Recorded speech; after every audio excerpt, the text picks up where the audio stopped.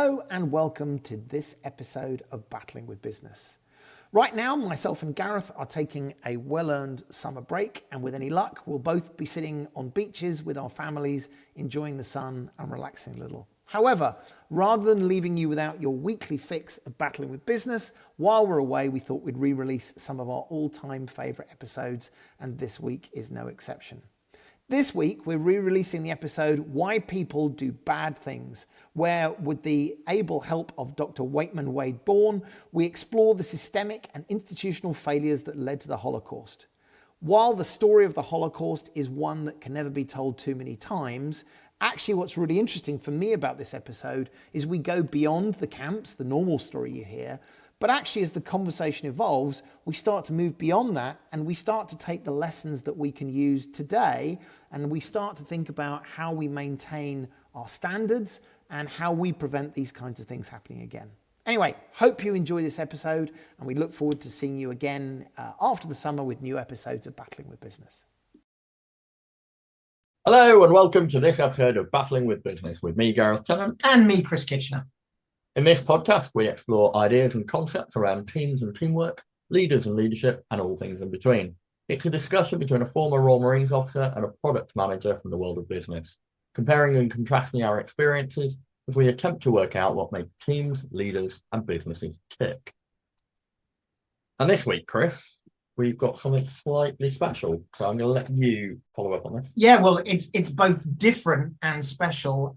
We are very, very pleased to have a guest, Dr. Waitman Beorn, on with us tonight. We'll introduce him properly in a second. But normally what we do is we skip through our guest's bio and we sort of say, oh, well, they've done one or two things. But given the nature of the topic that we'll hear us talk about in a second, I thought it was really important, actually, we gave Waitman his full bio so you really get a sense of his expertise and depth of knowledge. So forgive me if at the beginning we're a bit more formal than we might normally do with our guests. Don't worry, we'll go back to our usual casualness later. But Dr. Waitman Beorn is an assistant professor in history at Northumbria University in Newcastle upon Tyne, United Kingdom.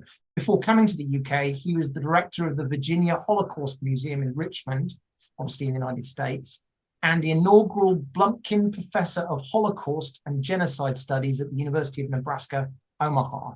He has written 2 books, in fact, technically 3, we'll come on to the third, I think, Marching into Darkness, The Wehrmacht and the Holocaust in Belarus, as well as The Holocaust in Eastern Europe, the epicenter of the final solution. And he's recently finished a book on the Yanowska, I think I pronounced that correctly, concentration camp outside of Lviv.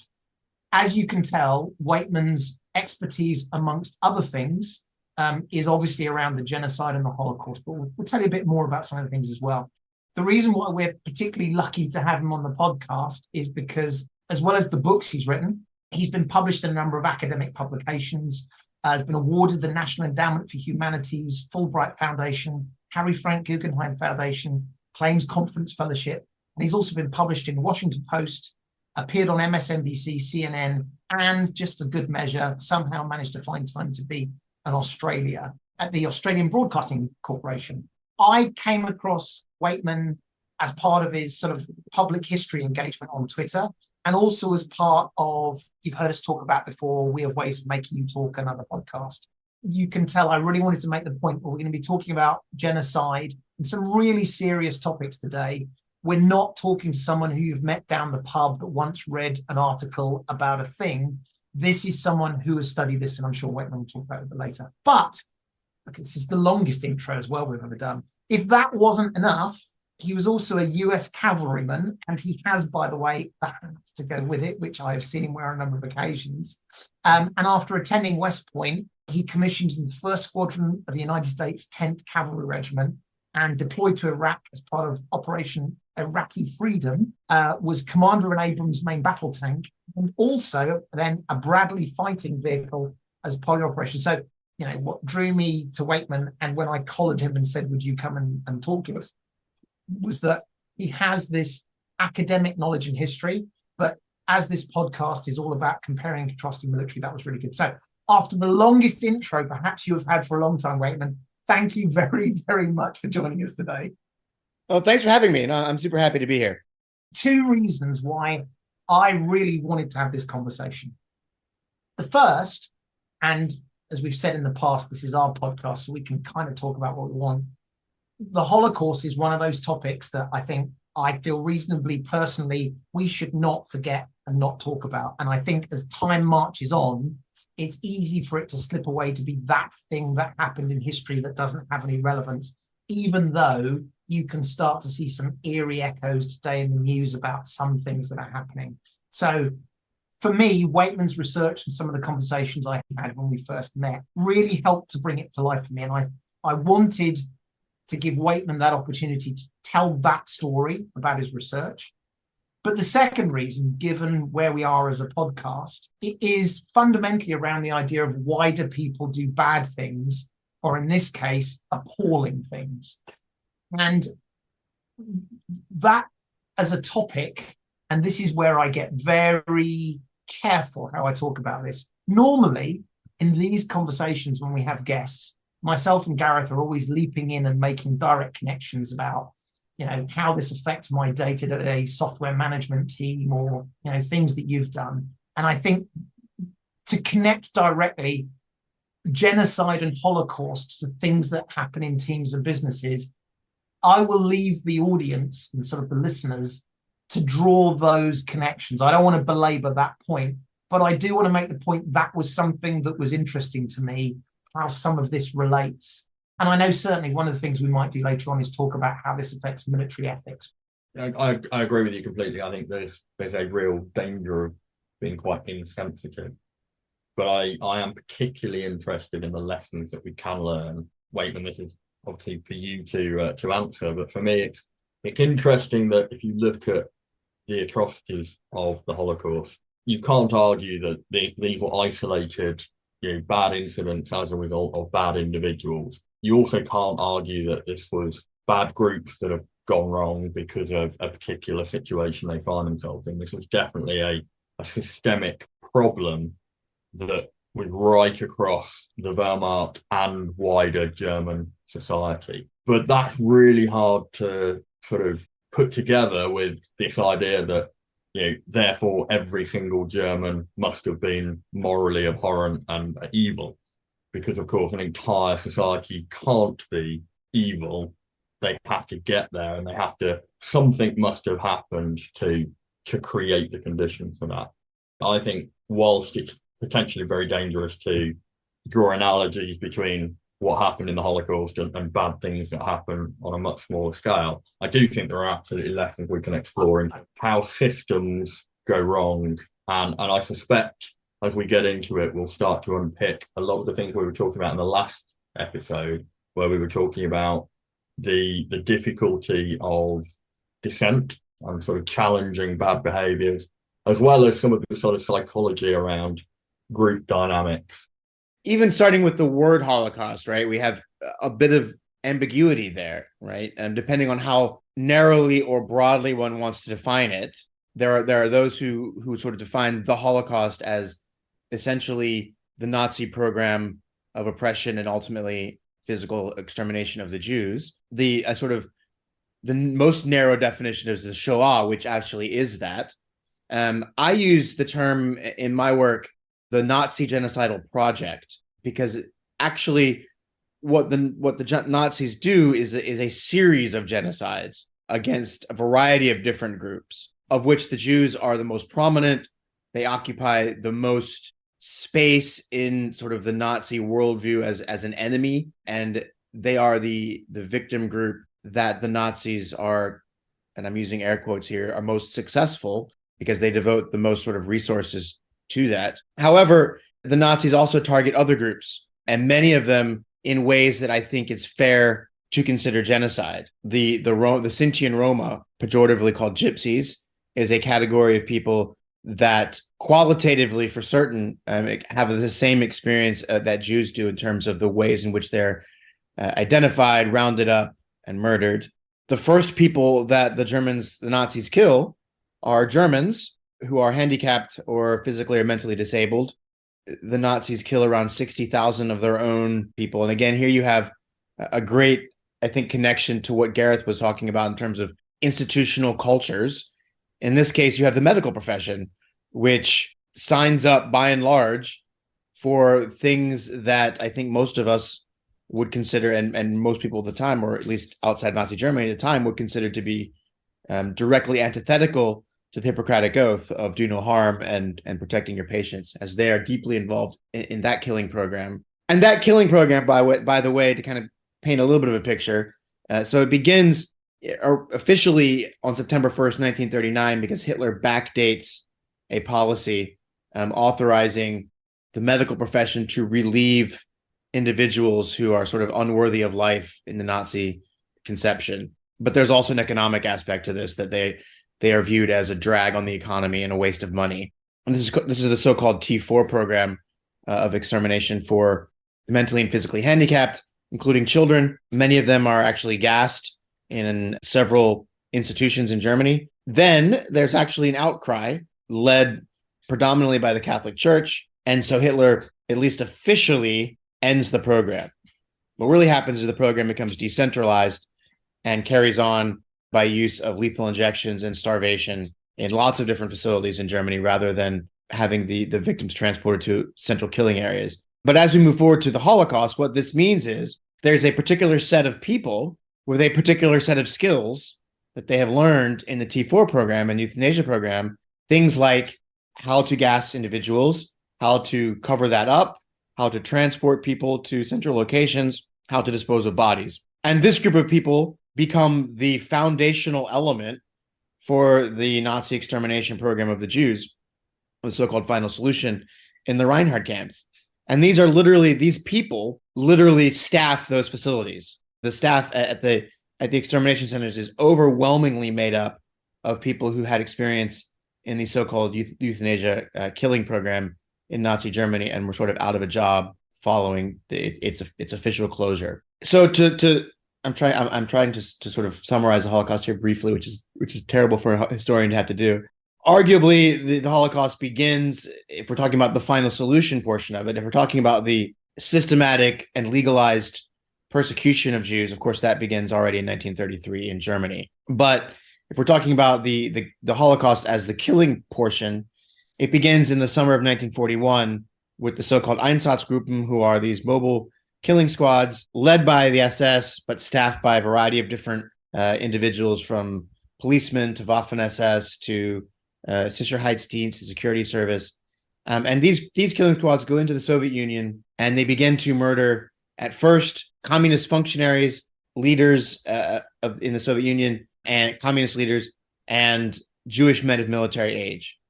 And then very shortly after this, they begin also killing all Jews, regardless of age or gender. That is one of the indications that the final solution has begun, because we don't have a written order by Hitler that says, now we're going to start killing Jews.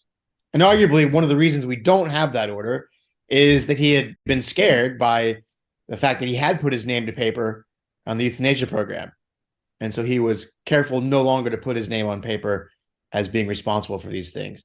But we do know that this was in the works, because there is a memorandum from Goering to Heydrich being Himmler's deputy in the SS, written by Heydrich and signed by Goering, which essentially directed Goering in July of 1941 to make all the necessary preparations for the final solution of the Jewish question in Europe, which is simply euphemism for what will become known as the Holocaust and the extermination elements. And so then sometime in the summer, fall of 1941, as evidenced by several things, one of which is the change in the demographics that are being killed in terms of Jews, but also orders are going out to construct what will become the Operation Reinhard camps, which are the extermination centers of Belzec, Sobibor, and Treblinka. These dedicated, very small places whose sole purpose in life is to murder Jews on an industrial scale. But somewhere around 1.5 to 2 million Jews are shot to death in this Holocaust by bullets, most of them before any gas chambers open. The first extermination center to open is Kelmna, which opens in December of 1941, and it uses actually mobile gas vans rather than a gas chamber to murder Jews. Then we have the facilities at Belzec, Sobibor, and Treblinka open up, and they are using carbon monoxide gas from stationary engines, tank engines, submarine engines, and Auschwitz as well begins its role as a major killing center, gassing Jews upon arrival. And that obviously that continues, up until the end of the war. So that's sort of the Holocaust and the Shoah element. But we also have several other ones beyond the I've mentioned the Roma already. One of the areas that doesn't get mentioned a lot is the Soviet prisoners of war. The Germans, and predominantly the German army, are responsible for the deaths of between 2 and 3 million Soviet prisoners of war. The majority of those die in the first 8 months of the war. And this is not a case of insufficient logistics, the inability to feed these large numbers. This is an intentional plan. And just to give you a sense of the perspective there, that number is 8 times the number of American combat casualties in both theaters over the entire course of the war. Somewhere around 450 to 500,000, right, is the American combat casualties. More Soviet prisoners of war are dying every day in the fall of 1941 than Allied prisoners of war die in the entire war. The percentage of Soviet prisoners of war that die in German hands is around 57%. To give you a comparison, Allied prisoners of war in the Pacific, who certainly had no great, wonderful, comfortable time, that was around 27 to 29%. So just a huge, huge loss of life. And one of the things that I think is important to highlight as we talk about the Holocaust is how lots of these things overlap. We talk about sometimes intersectionality as it relates to sort of prejudice and discrimination, but you also have sort of an intersectionality of the Holocaust where Jewish prisoners of war are separated out from their comrades, both in Poland and in the Soviet Union, and are murdered because they're Jewish. Disabled prisoners of war are also removed and murdered. Sometimes prisoners of war are forced to dig the graves that Jews will be shot in, right? So there are all these ways in which these things interact. And then the last thing that I'll mention as sort of an introduction, because I think what I'd like to do in this introduction is at least perhaps expose your listeners to areas they may not be as familiar with, other than sort of Auschwitz and gas chambers. The Germans also had a plan that they admitted in writing would have resulted in the deaths of between 30 and 40 million civilians in Eastern Europe. These are the so-called hunger plans and the green and brown plans.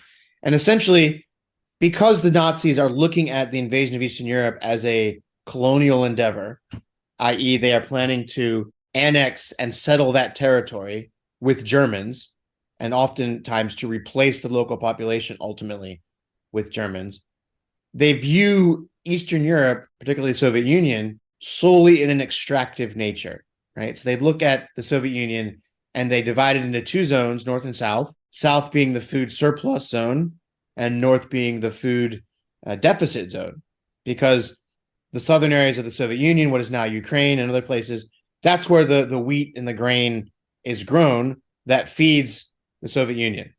You can't really grow as much food in the North, so often the food will be shipped from the South to the North, and the Nazis, first off, were planning, number one, to supply the German army with food looted from the occupied territories. Next, they would feed German civilians at home. Whatever was left over, they would feed only the local non-German population that was working or had some kind of economic value for the Germans. Otherwise, they were going to starve. And the Nazis planned to starve out entire cities. And this plan doesn't come to fruition ultimately because the Nazis simply don't have that level of control for a longer period of time. But in places like Kiev and other cities, there are lots of people who are starving to death because the Germans are refusing to give them food and are intentionally starving them out. So, had the Nazis sort of won the war, we might see the Holocaust, the Shoah, the murder of the Jews, as a smaller component of a massive sort of set of genocides that the Nazis are presiding over, which, to be clear, is not in any way to minimize the Nazi extermination program against the Jews, right? Because I don't get involved in this suffering Olympics. If you're murdered or starved, you're equally dead, and it's not really valuable to make sort of value judgments. But just to give you a sense that the Nazi state is ultimately a genocidal one because of the way it views the world in terms of races, in terms of ethnic groups and their sort of intrinsic value. I will stop there in terms of an introduction to the Holocaust, but that sort of gives a sweeping global overview of the ways in which the Nazis carried out genocide on the continent. Thank you. And I think that's really useful because often we get that very narrow view of gas chambers and things. But the thing that strikes me, you talked about that, was this was not a small number of people saying we will do bad things at scale. What you have described is comprehensive and institutional. I guess one of the questions for me, which ties into sort of some of these other topics, is how much did people know about this? Were there 10 people in a shadowy room who came up with these plans? Or was this something that many people knew either parts or all of, because they were told you need to design new gas chambers for us, or you need to make more trains? This is a really good question. And I was actually at a conference last weekend. We had this conversation. One of the things that I will do that'll be really annoying as an historian is to always complicate the question, right? So you sort of have to separate these into sort of concentric circles in terms of what did they know? What did and again, what did the ordinary person know is always a difficult generalization to make. I think it's fair to say that unless you were fanatically obtuse to what was going on, in the sense that you literally like plugged your ears and never talked to anybody, you had a pretty good idea as a ordinary German citizen that something bad was happening to the Jews and that they are disappearing. The extent to which you might know how they're disappearing is a bit up for discussion, I suppose.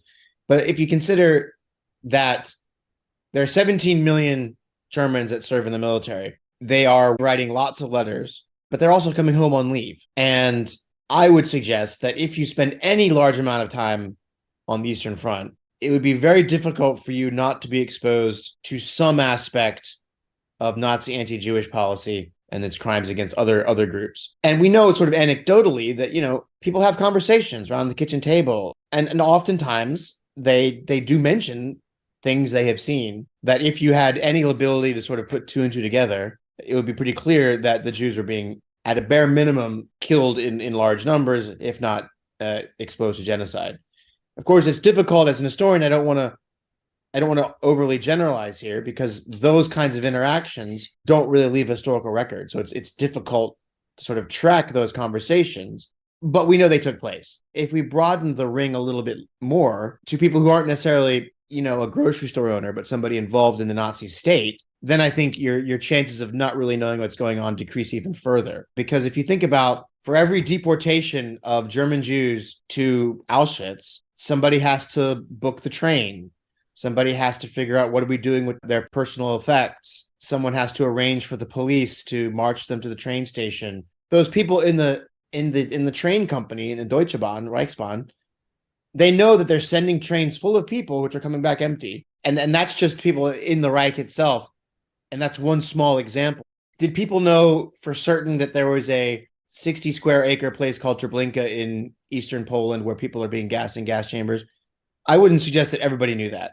Would I suggest that many people had a pretty strong inkling that the Jews were leaving Germany never to return and that bad things were happening to them? I think that's a fairer assessment to make. Is there any evidence of people talking about it or even stopping it? You mentioned with the euthanasia that the Catholic Church said, you should stop this, which you would hope that the Catholic Church would do. Is there any evidence of someone saying, actually, this is wrong, we should stop this, or I'm uncomfortable? The interesting thing about the dissent against the euthanasia program is that in some ways, the Nazis brought it on themselves by their own incompetence.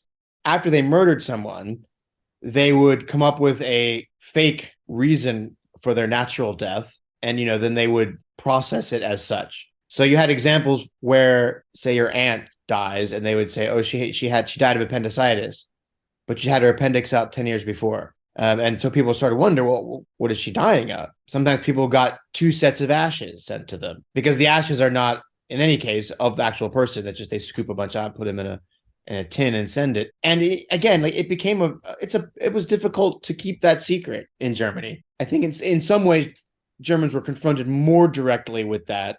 And I think there's a larger number of people with a direct personal interest in it because it's their family member or whatnot. That approach of going to the effort of create a false reason for a death would indicate that at that time, the German state felt like they had something to hide from the wider German population, which would indicate they knew that the German population probably wouldn't accept it, and B, somewhere institutionally, and they also know what they're doing is not acceptable. By the time it gets to industrialization of that, has the German psyche as a whole changed such that they feel they don't need to hide it anymore? Or Is it acceptable? Is it acceptable? Or does the German state feel like they've got so much control it doesn't matter?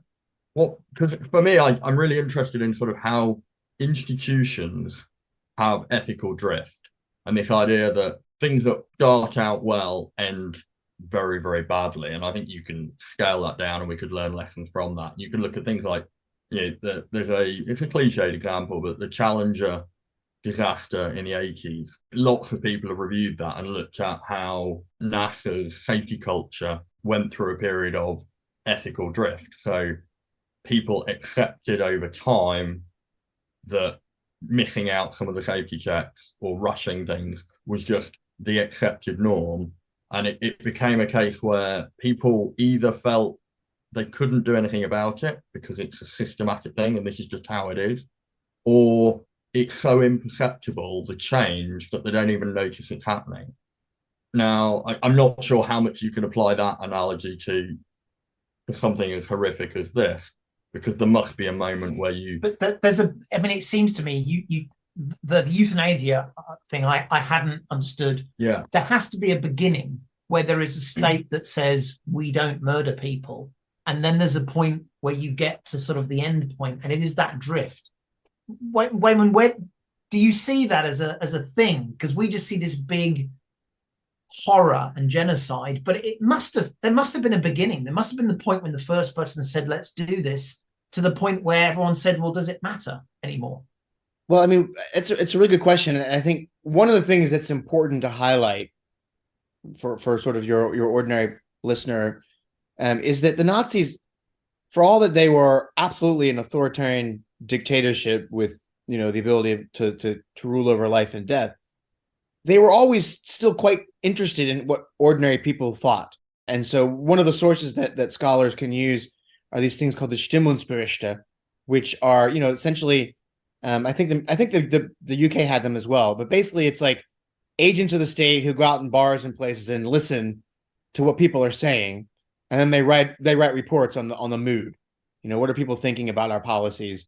And not necessarily because the Nazis were going to drastically alter their policies, but there is an incremental sort of progression that you can see where the Nazi state is, enacting ever increasing extreme measures and then seeing what people think about it and what they do about it. And without getting into the whole history of the euthanasia program, of course, eugenics as an idea has a much longer history that predates the Nazis anyway.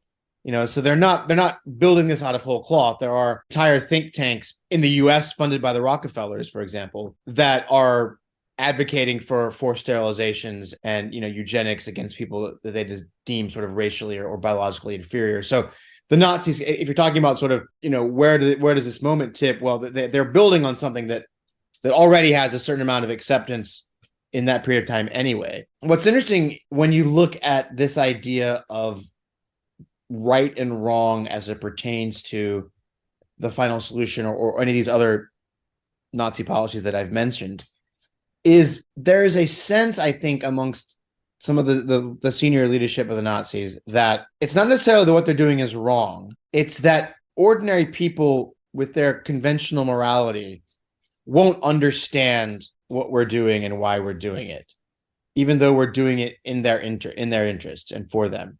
And you can see this at every level, from individual shooters on the Eastern Front and the Einsatzgruppen to Himmler himself. Himmler gives a very famous speech in 1943 in Poznan to a bunch of senior SS people, where he essentially says, you all know what it was like to stand, in a field of 100 or 1,000 bodies, in a way that the people back home in Germany who say, oh, well, but this guy's a good Jew, don't know. Like, you've been there, you've done that. You know why we're doing what we're doing. And he says, this is the greatest chapter in our history that will never be written. And so what you see in a lot of these individuals, from the sort of direct killers to the, I suppose, the managers of it, people like Himmler, there's this weird reverse victimization. We, the killers, are actually the victims because we have to put up with this. We have to deal with the trauma of murdering people because we're good Germans. We are the people of Goethe and Schiller and Mozart. And, we are very sensitive and kind individuals generally. So it's very difficult for us to do these things, but we have to do these things because what's best for the Reich, right? And so it's not the people that we're killing who are suffering.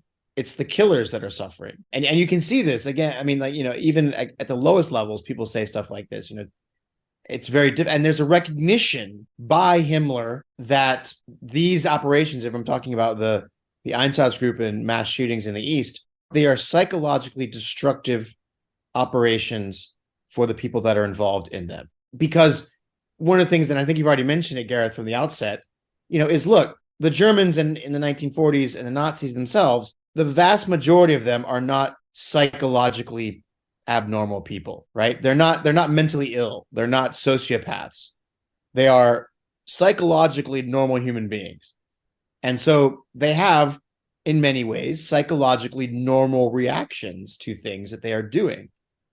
So that even if they truly, truly believe in their heart of hearts that killing these people is what they should be doing, it doesn't mean that they don't have visceral reactions to the very physical elements of the killing, like people getting spattered with brains and blood and all kind of stuff that happens in these mass shootings, which is one of the reasons for the move to these extermination centers, because it's a way of distancing the killers from the act of killing themselves. So if I circle back to the question about did they know what they were doing was wrong, I think certainly they realized that the rest of the world thinks that what they're doing is wrong, because there's all kinds of comments of we better win this war, because if we don't win this war, we're going to be in for it because of what we've done.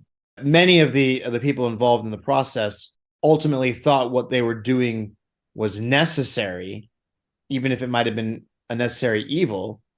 And then, and I think we'll probably talk about this as well later, there are just lots of people who just didn't have an opinion, in the sense of their opinion was it doesn't matter that much. They're not invested in it. We need to take a short break now. We'll be right back.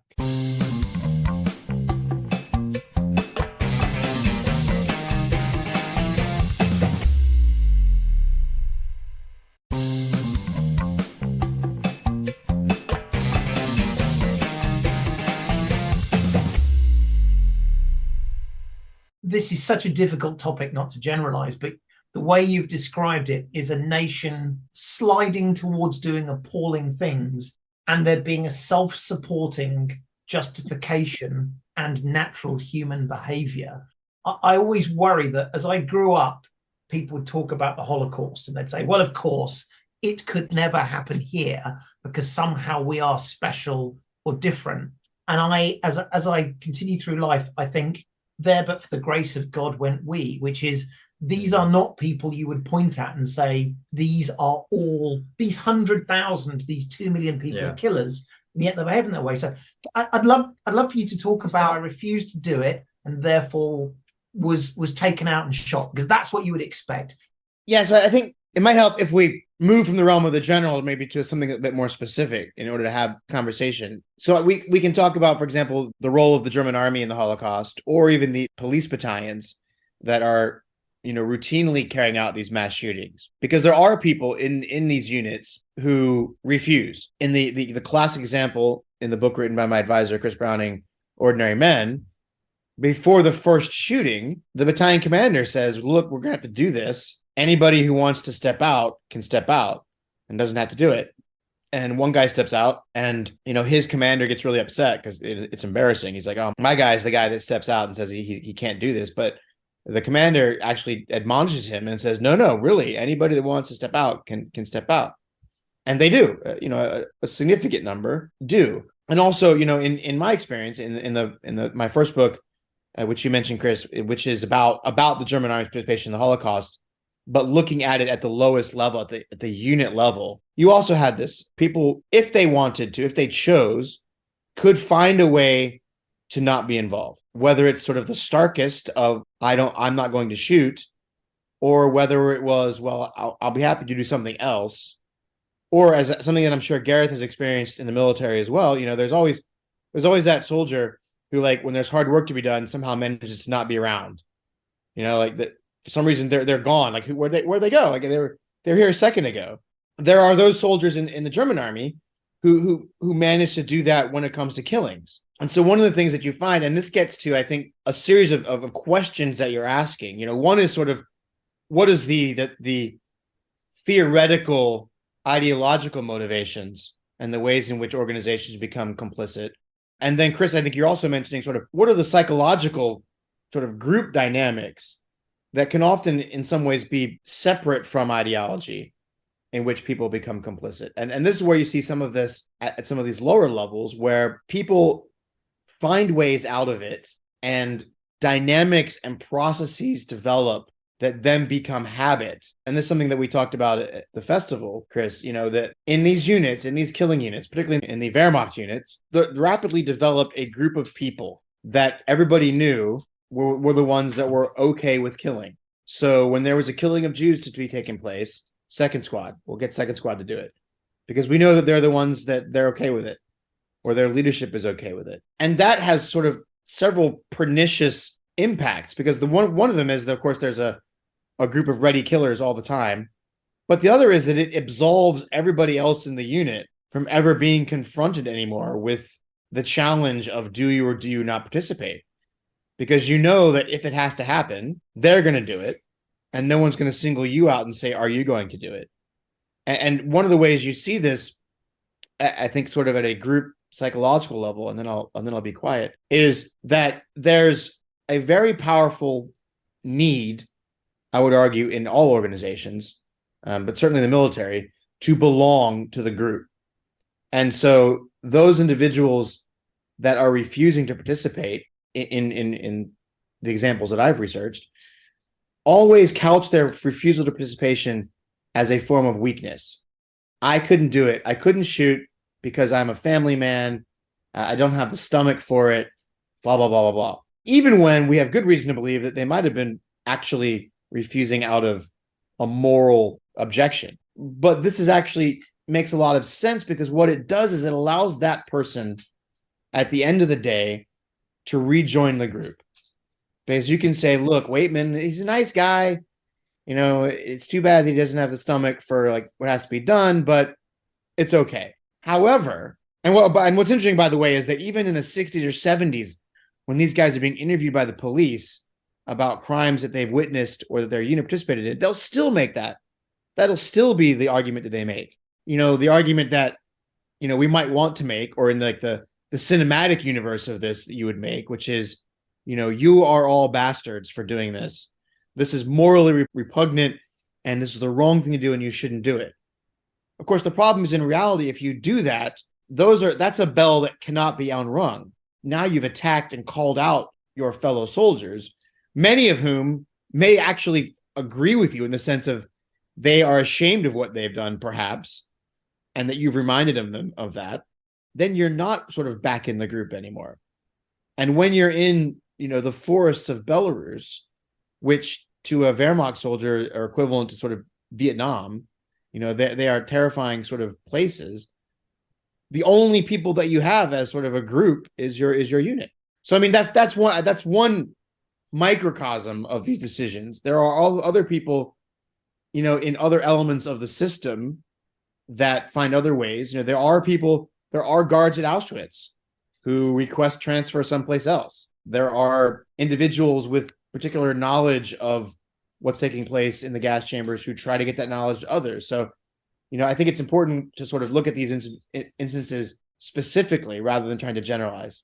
I think the power of saying something as appalling as mass murder and genocide, group dynamics allow that to happen, if not encourage it. And so if it can happen for something so terrible, imagine if in an organization you have something where nobody dies. Probably most of the time it's okay. You can entirely see why people don't stop things. This is the in some ways the most disturbing thing that came out of my first book and doing the research for it is that, and I'm not the first person to say this, but it's terrifying how much I don't want to be called a pussy can drive me to do horrible things.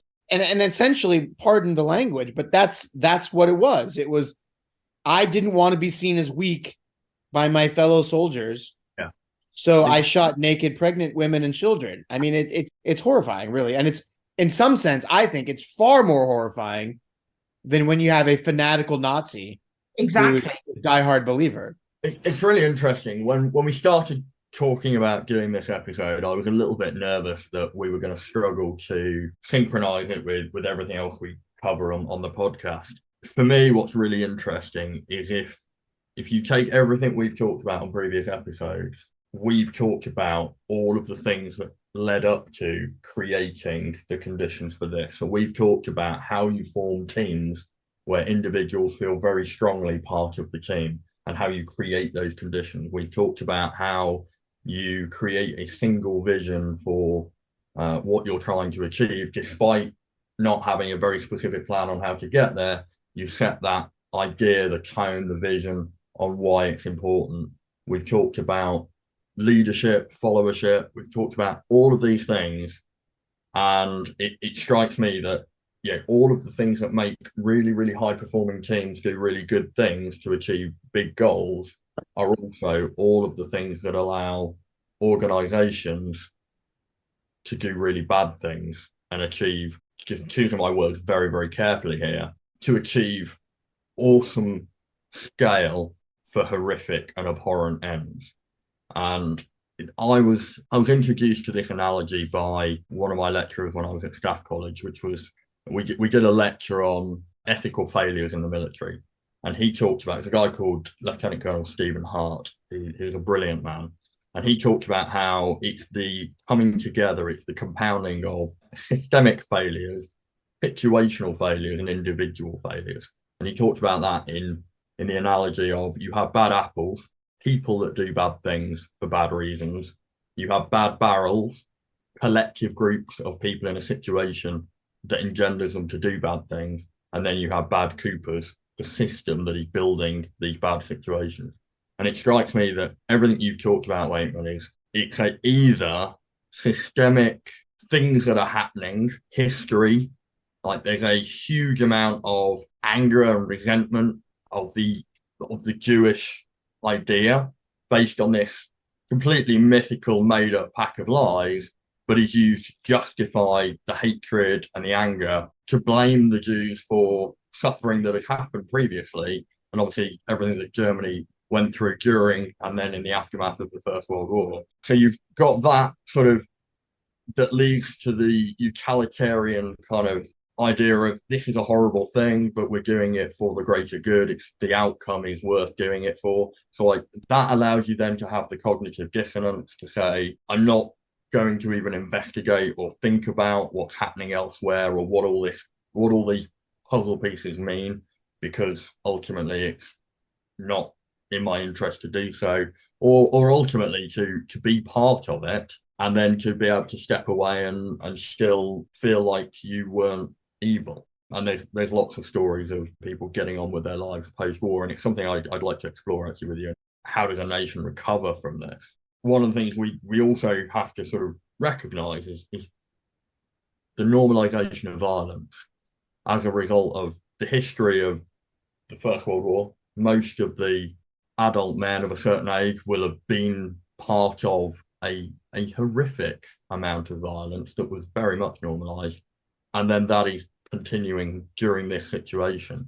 So as you said, Waitman, people are, on the front line witnessing violence, and therefore that gives them a feeling of superiority, that they understand the situation more than people who perhaps haven't seen that. And I think these compounding issues are how organizations, and in this case, an entire nation state, drifts into what is the most abhorrent and horrific crime probably in the history of humanity. Yeah, I mean, I think there's several things that I'll respond to, because I think that you raised a lot of really good points, and there's lots of different things I'm going to throw out there that we can come back to what you want to hear about. But one of the things that as I was listening to you, I was thinking, is that leadership works in all directions, right? Even if you can be an effective leader for an evil purpose. One of the Einsatzgruppen commanders was notorious because he would always be the first guy to jump into the ditch and shoot people. So he's leading by example, right? This is what you want, right? You want your leaders to be up there leading by example. And if we're going to be cold and wet marching, in the war, then the lieutenant should also be cold and wet, and this kind of stuff. So, and you were right. I could see you sort of trying to wrap your head around what success looks like when you're trying to murder people, right? But I mean, if you sort of think of this as like a photo negative of a positive goal, the people can be effective in leading in a negative direction, right? And one of the things that I always say as well is that no one ever commits genocide for a bad reason. Every genocide that's ever been committed, the people doing it think that they're doing it for the benefit of their people, and it's good, and it's ultimately the right thing to do. This idea of leadership and of creating an institutional culture, it can go in both directions, but the dynamics are the same. People do what leaders value, and there's a great example of that. Comes out of Serbia. In Serbia, in the occupation, there was a sort of nascent partisan movement, and so the Germans had a very strict reprisal policy. If you kill a German soldier, we're going to kill X number of you, and the number eventually went to 100-1 was the ratio. And there were two commanders. This is published. There were two commanders, and one of them generally didn't go to the 100. He rarely killed that many. Another one did. Every time he went all the way to the 1 to 100, that guy gets promoted, the other guy gets shipped someplace else, right? So, the institution rewards the behaviors that it deems proper, even if it's not publishing guidelines that say you have to do this, right? There are sort of non-explicit ways of doing that. And then a couple of things you brought up, and I'll just cover them really quickly, and then I'm interested to hear your questions. One is the World War I generation is important, but in some ways it's the generation that comes of age just after World War I, right? Because that's the Heydrichs and the Himmlers, not the Goerings, right? And so there's a whole generation of young German men who didn't get to fight in World War I and are sort of spoiling to do what their parents did or do what that generation did. And many of them demographically sort of form this group of sort of highly, motivated individuals. And then, the last piece of the history is that institutionally, the German military, and this is the argument of a scholar named Isabel Hull, who wrote a book called Absolute Destruction, where she argues that, all the way from the time of Frederick the Great, the German military has been conditioned to excess. Why this goes all the way back to Frederick the Great is that you have Germany's position geostrategically in Europe has always been one sort of in the middle, right? Usually between two great powers. It doesn't have a massive population. It doesn't have massive resources. So every war the Germans fight, they need to knock out their enemies very quickly, right? So they're always searching for this decisive battle that will win the war quickly before they sort of run out of resources. And this leads to a sort of totalizing mentality. We have to have this one battle that's gonna end it, right? It's an all or nothing thing, and you see this all the way through in Namibia in 1907, which leads to a genocide there against the Herero and the Nama people. But even in World War I, the Germans murder around 6,000 Belgian and French civilians because they believe that they are part of this partisan war, when they're not. It's a pathological fear of any kind of civilian resistance, they might encounter, right? And so this continues as sort of a vein in terms of how the Germans want to see their rear areas, how they deal with civilians militarily, which also then contributes to creating that ground, right? To plowing the ground. And whether or not what grows there is more sort of temporally tied to the time itself, but the ground itself is ready for increased criminality and increasingly excessive behavior. Yeah, it's interesting when you talked about the I really like the negative photograph analogy as well, because I think that summed up what I was trying to say without being insensitive to the situation. And I think that was a brilliant analogy. But when you talked about the leadership aspect, when you said earlier, Waitman, about being a soldier and therefore I would recognize people, when there's hard work to be done, or sort of they're never around and they always find an excuse not to do it. And I had a visceral reaction to that, because it made me think about all of the people I've served with over the years who've been a bit like that. And I felt a little bit angry. And it was just a natural, instinctive reaction. But it shows even now, as a former soldier, how strong these bonds are, and these conventions and these behaviors. And so when you apply leadership in a combat situation, you're getting people to do things. And we've talked about this a lot, and we've used it as an example of how to motivate people in non-combat situations. You're getting people to do things who really wouldn't want to do that in any other situation. Well, this is exactly the same. Yeah. And that, I think, for me, is a really scary thing that I'd probably not considered to any depth. I think to some degree, this goes back to the point of this conversation, which is, I think it's easy to be one-dimensional and say, bad people did bad things for these 5 reasons, and therefore we don't have to worry about this. Yeah. This isn't us. This could never be us. And it has no relevance to my day-to-day life. But actually what we're saying is, oh, look, there's these very awkward and uncomfortable overlaps where good leaders can drive people, they can keep pushing them neatly along that line. I can imagine there was a soldier saying, well, if my officer says we need to do this, we probably need to do it, because he wouldn't lie to me. He looks after me. He looks out for me. It is this insidious nature of this. And I hope people are reflecting, while we're at the one extreme, this is an organization's culture and goals being abused and misaligned.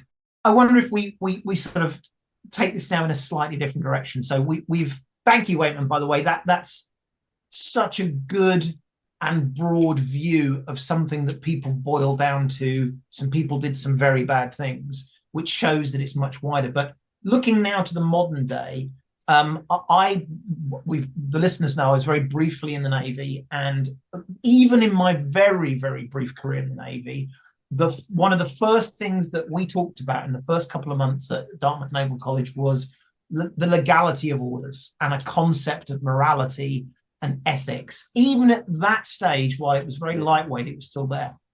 Waitman, I know that I believe you're still working with the US military to talk about this. Can you talk about how some of these ideas and lessons are actually reflected today in the military? Yeah, I mean, so I was really lucky that early on I worked with the Holocaust Museum in DC and with a law professor named Jody Prescott at Vermont. And we looked at how we might take some of these case studies from my study of the German military in Belarus to teach cadets, essentially. So, but it has been expanded. It's sometimes used to teach more senior NCOs as well as senior leaders about military ethics, and more importantly about sort of ethical decision making as a military leader.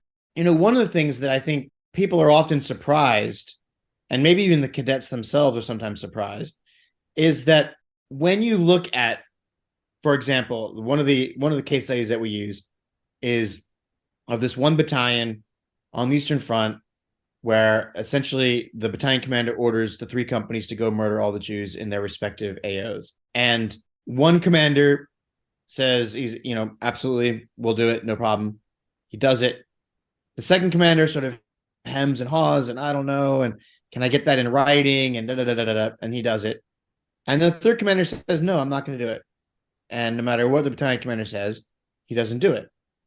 And so there's actually a court case about the second company, about the commander who ultimately did it, but sort of hemmed and hawed.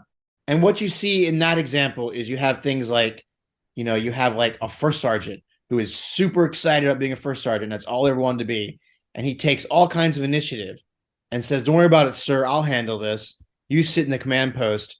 I'll go out and make sure this killing takes place. Right. And you have things like sergeants who are saying to officers, like, I got this, sir. This is NCO business. I can handle this, right? And so what I discovered, and what's nice about this case study, which has been adopted by the U.S. Army's Reserve Officer Training Program, so for all the officers that are commissioning not out of the academies, is that really it avoids the, well, I'm not a Nazi excuse. If the case study had been somewhat at Auschwitz, that is extreme, right? And that's not something most people can relate to. But when I was writing this book, I recognized people that I'd met in my military career in these German units, right? Now, not that they were genocidal, but these archetypes, right? Of like the go-getter first sergeant who like takes initiative that maybe would be better left, decisions better left to an officer, or, as I mentioned to Gareth earlier, like the soldiers who sort of make themselves scarce, or conversely, and this is another example of that sort of photonegative, one of the burdens of being competent in the military is that quite often you get asked to do more stuff because the leadership knows you're competent, right? So you always have that sergeant who is going to handle it. So if you have to do something difficult at a short notice, you're like, tell Sergeant so-and-so to do it, which oftentimes is not so great for him because he always going to get that.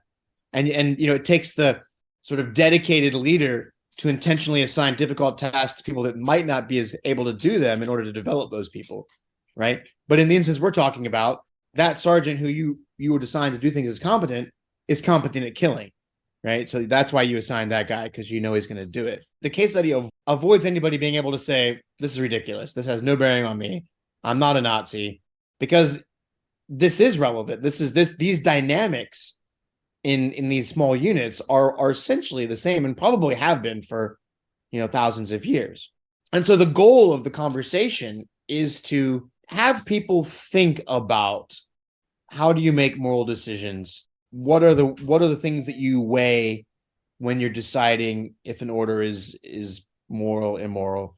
I will say that one of the things that I'm happiest about with regard to this program is that it always goes, or at least it always went to Iraq. It always went to Afghanistan. And I never brought it that way. I never drove it in that direction, right?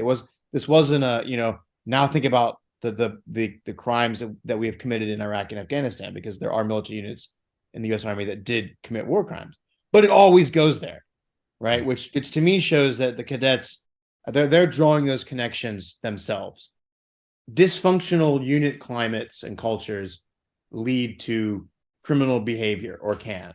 I think this is so important because bad things happen in teams. Yeah. People do the wrong things, and often it's trivial. It can be trivial, and it starts trivial and it gets worse. And we see this, the Russell Brand is in the news at the moment.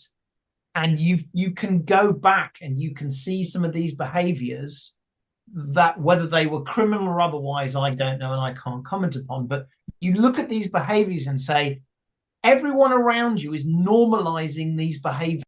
How could that possibly be? This person who normalized behavior is a good family person.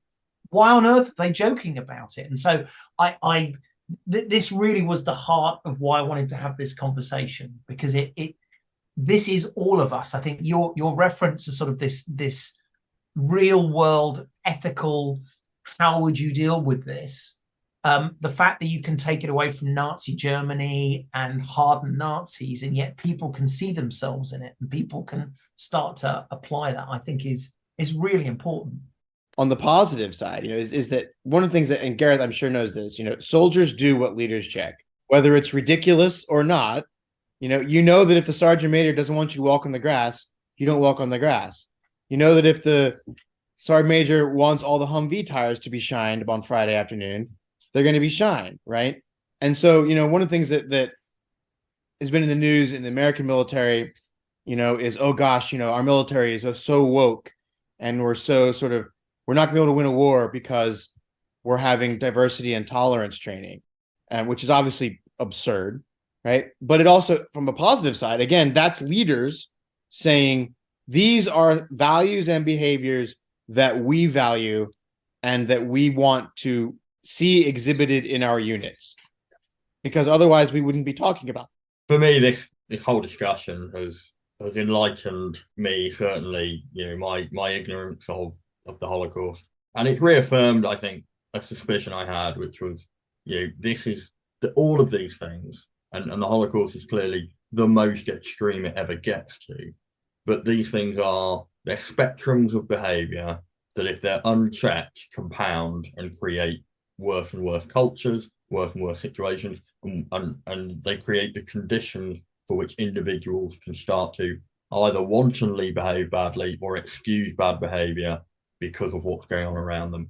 And I think that final point there is absolutely bang on. The little things that you walk past, and we said this in the last podcast, the things that you walk past are the things that you accept.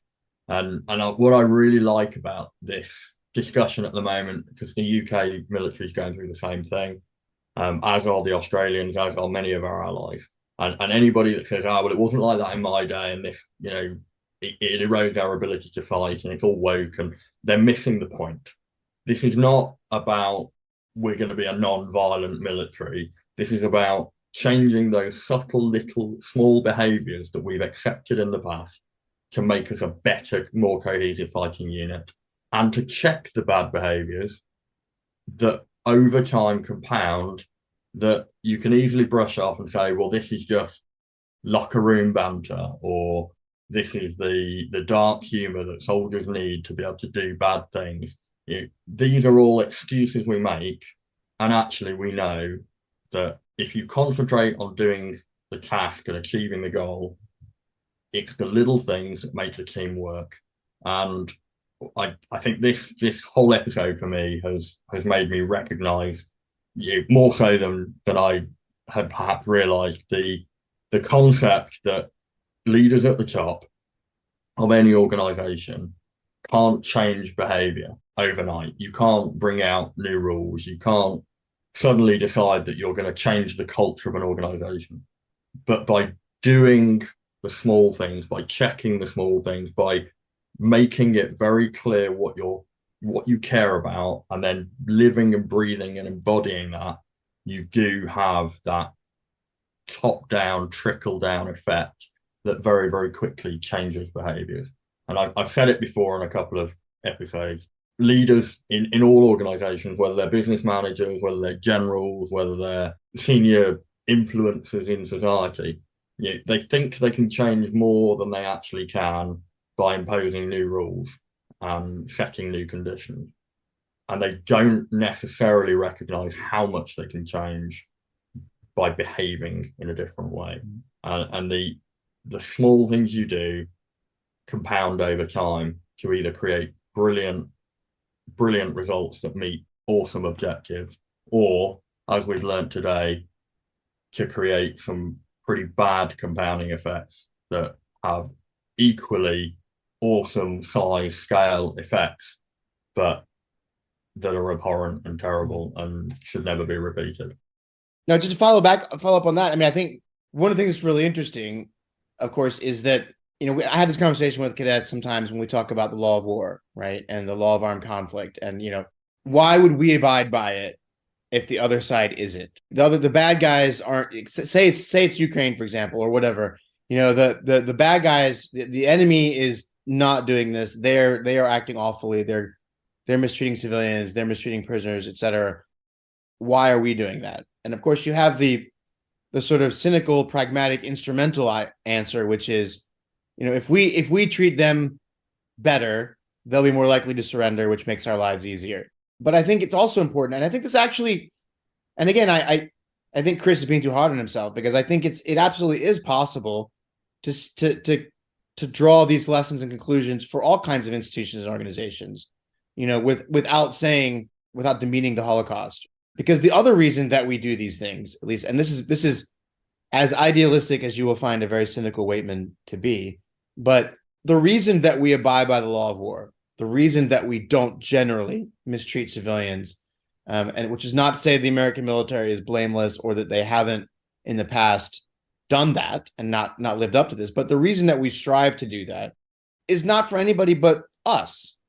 Yeah. Right. It's so that you can go home with your head high, knowing that you didn't debase yourself to the extent that anyone who's been in combat can do that, right? And also so that you send home soldiers who haven't been morally compromised, into killers of children and civilians, right? So I mean, and again, that is very sort of high and mighty and lofty, but I think that's part of it, right? And it's the same thing with organizations, right? If you have a code of ethics in your organization, do you abide by it to prevent litigation, or do you abide by it because that's the kind of organization that you want your people to be a part of?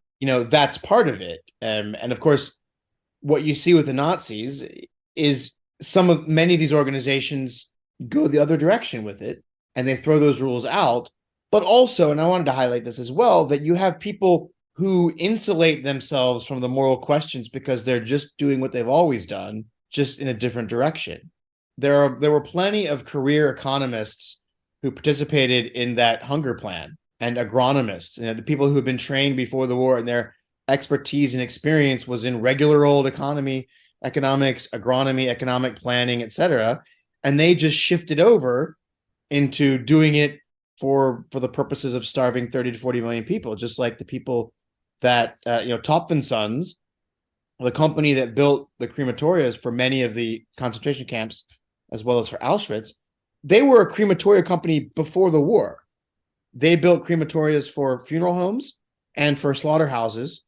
But when they became providers to the Nazis, they adapted to what their client wanted in some pretty awful ways. And I would argue that perhaps one of the ways they're able to do that is they're able to say, look, we're still just building crematorias. That's all we do. We're just building crematorias. We're not using them. We're not responsible for who's using them. We're just doing what we've always done. Just like the guy who does the railway timetables, now some of the trains are going to Auschwitz, but I've always done railway timetables, and that's all I'm doing. And I don't have to deal with the moral questions of my responsibilities, my job, because I'm just doing my job the same way I always did. I really, really want to thank you, Waitman. This is such an important conversation and such a brilliantly exposed piece of history. Thank you so much for coming to talk about this as well. I hope people have found education, learned stuff that perhaps they didn't know, but also, as I think we've tried to do, reflected on that and connected it to the broader world. And for me personally, that piece at the end about why do we hold ourselves to these standards? We don't hold ourselves to these standards for the other people. We hold ourselves to these standards because these are the standards we choose to hold. And that says who we are as human beings. There is so much sort of, well, what about the other people going on in our world today? When actually the statement that says, I stand by these things, this is what I believe, this says who I am, I think is really important. Gareth, I'm not allowed to steal your last words from you. I've said what I wanted to say, I think, already, other than to echo your comments about Waitman's very insightful, sensitive, and fascinating synopsis of what is a very difficult part of human history. So thank you ever so much. So I'm hoping people who've listened to this realize there's a broader story to tell. You've written a number of books. Waitman, can you remind us the titles of the books, how people get hold of them, and perhaps a little bit of an advert for what you're working on right now in terms of books? And I know there's a new project you've been working on online. So perhaps you could tell us a bit more about where people can learn more. Yeah, I mean, you mentioned already, the first book is called Marching into Darkness, the Wehrmacht and the Holocaust in Belarus. And it is essentially looking at a series of small units in the German army, not the SS, who were involved in atrocities in roughly the same time period and roughly the same geographic location, and looking at, the ways in which that happened, why they did it, but also those people that refused, and the ways that it sort of expanded into things like sexual violence and looting, et cetera, et cetera. And that's available, Amazon, your local bookseller. Likewise, the second book is called The Holocaust Eastern Europe at the Epicenter of the Final Solution. It's a much more general piece, but it focuses solely on Eastern Europe. And many things that I've talked about today, if you're interested in sort of learning more, it's written very much for a sort of general audience. It's not meant to be read by one grad student in the library. That's available from Bloomsbury or from Amazon, or wherever you get your books. There's actually a second edition of that in the works, which has 2 additional chapters. One is on other victim groups, and the other is on sources and methods of how we study the Holocaust. And then my most recent book is coming out in the spring, summer of next year from the University of Nebraska Press, and it's called Between the Wires, the Yunovska Camp and the Holocaust in Lviv. And it is about this really, really important but almost unknown camp in Lviv in Ukraine, where perhaps between as many as 40,000 or 80,000 to 80,000 predominantly Jews are murdered. But it's a really, really interesting story. It has some really intriguing elements, one of which is that there was a revolt and an escape from the camp in 1943, where the prisoners rose up and killed their guards. So I'm looking forward to that as well. So I can't wait to see it myself coming out. And there's a project, just as a very, very brief mention. I'm currently on research leave, fortunately, for 2 years to work on a digital reconstruction of the Yunovska camp. So we're taking contemporary documents, photographs, drawings by prisoners, textual descriptions, and I'm working with an architect and I'm working with a 3D designer to reconstruct this as a 3D environment that will then have a public-facing educational website that you can use to sort of navigate through this site, because it doesn't exist physically anymore. That's what I'm up to when I'm not on podcasts. Waitman, thank you so much. The end of podcast spiel, you know how to get hold of us, Battling with Biz with a Z, or on Twitter, Battling with Business with an S at gmail.com if you want to get in touch with us. I heard something on another podcast recently. If you're listening to this and you haven't subscribed, please subscribe. Who knew? What a simple thing to say. Thank you for coming. Waitman, thank you very, very much for coming and talk to us. We'll see you on the next episode of Battling with Business. Thanks very much. Bye-bye.